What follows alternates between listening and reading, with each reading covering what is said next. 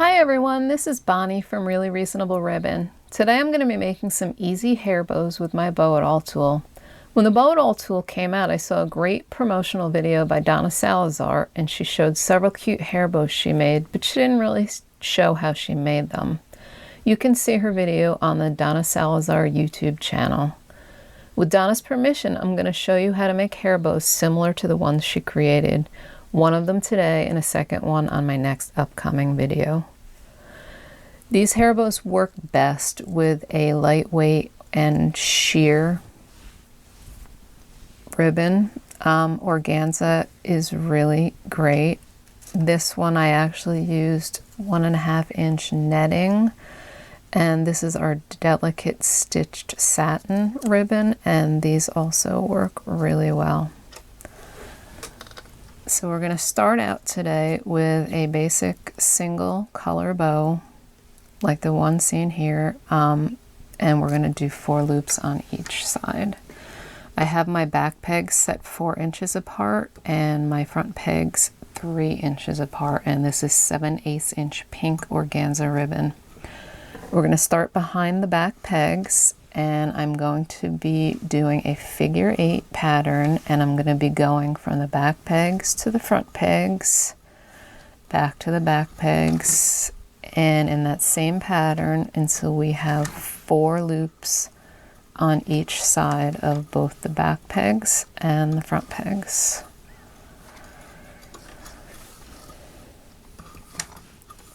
Okay, so now we're going to take the piece of ribbon in my right hand through the center and cross my ribbons over in the back. You can scrunch the loops up, it'll make it easier to tie your bow tighter.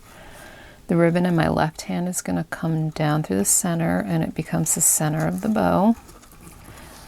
And now in the back, I'm going to switch hands. I have my working ribbon that's coming off the spool now in my left hand and the cut end in my right hand.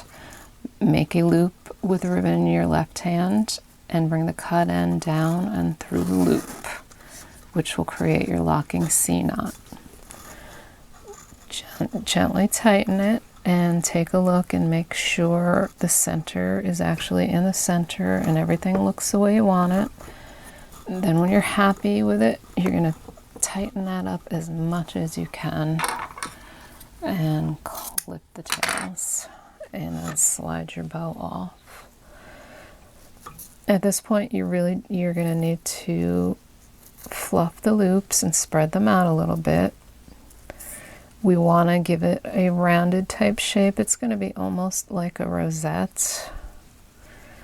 And depending on how full and round you want it, experiment with different amounts of loops. Maybe do 5 loops on each side. It might make it fill in a little bit more. I kind of like the 4 loops. I think it's just enough. And you also have the option of tails, which for right now I will trim and leave them. And then later you can decide if you like the look of the tails there or not. On this one I clipped them off. Yeah, when I attached my alligator clip, I clipped the tails really short because I didn't feel like I needed them on there. But that right there is your base bow.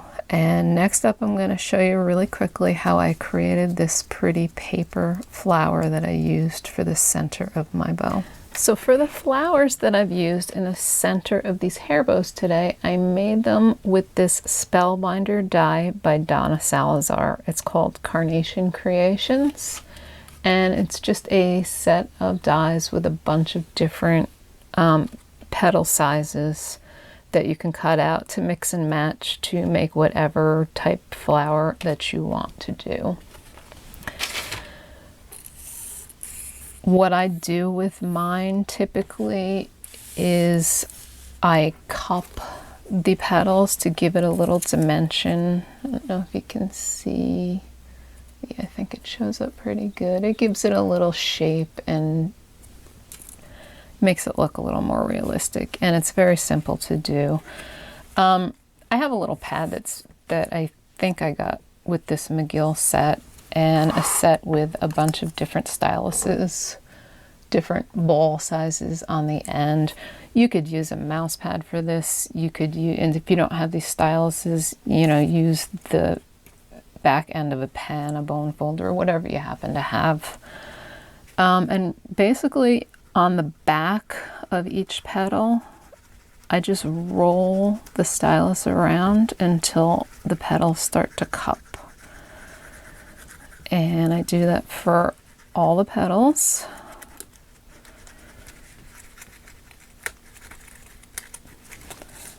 And trying to work a little fast here because this is a little boring to watch. And when I'm done, I flip it over and just run it around the center.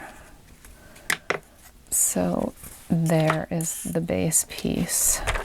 This is just a little non-stick sheet. I'm using Art Glitter Designer Dries Clear Adhesive. I really like this because of the small applicator tip. You can be a little more precise. And what I'm going to do is just stack these. These are two of the same size piece, so I'm offsetting the petals so that they're not on top of each other. And just keep going with the layering. I'm going to use this piece next.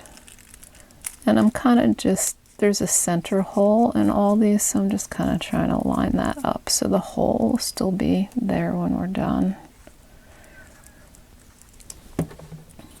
And you can do as few or as many layers to these flowers. It's fun to mix and match and play and see how it turns out.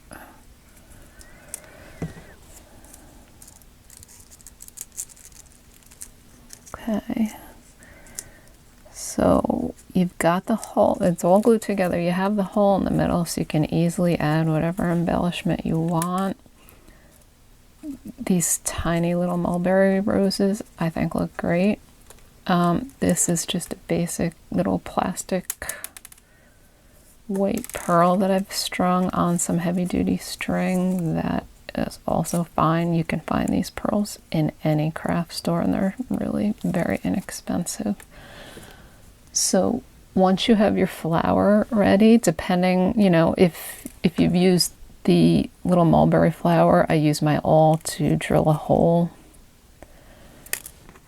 in my bow. If you're doing it like this, I have it threaded on a needle. I can just push that through and attach it like that.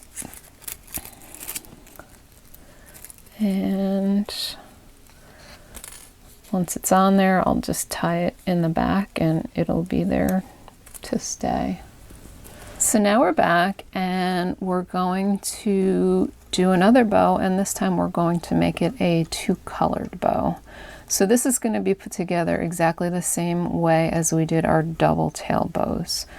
My first bow with the royal blue is made 4 loops on each side on the back pegs only. And now we're going to take our light blue and working on the front pegs, we're going to make another 4-loop bow.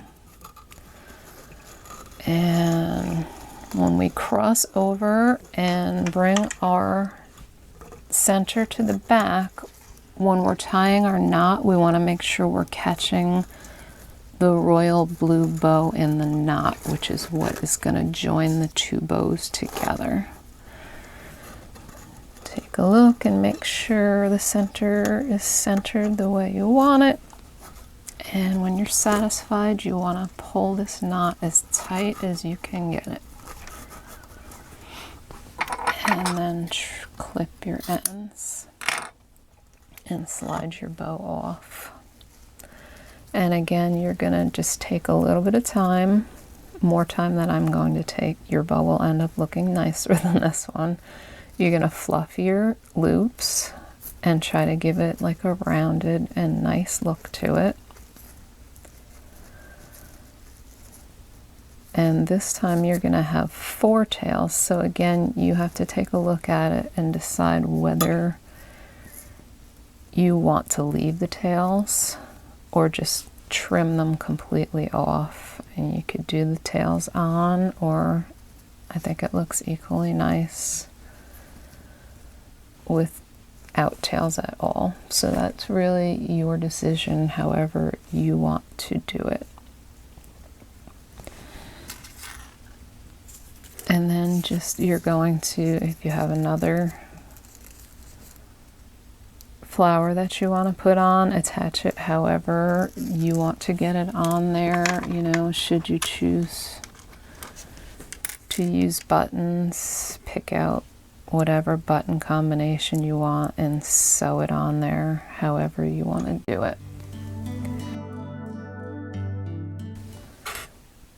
So to finish off your hair bow, you're just going to simply select whatever type of clip. We have French clips, alligator clips, a really reasonable ribbon, stocks a wide variety of sizes in snap clips, alligator clips, and French clips, so you'll be able to find exactly what you want.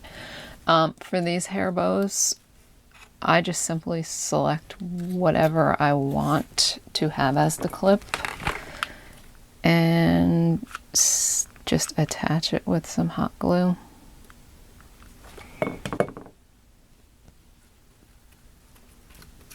And just hold it until the glue dries, and it is ready to wear.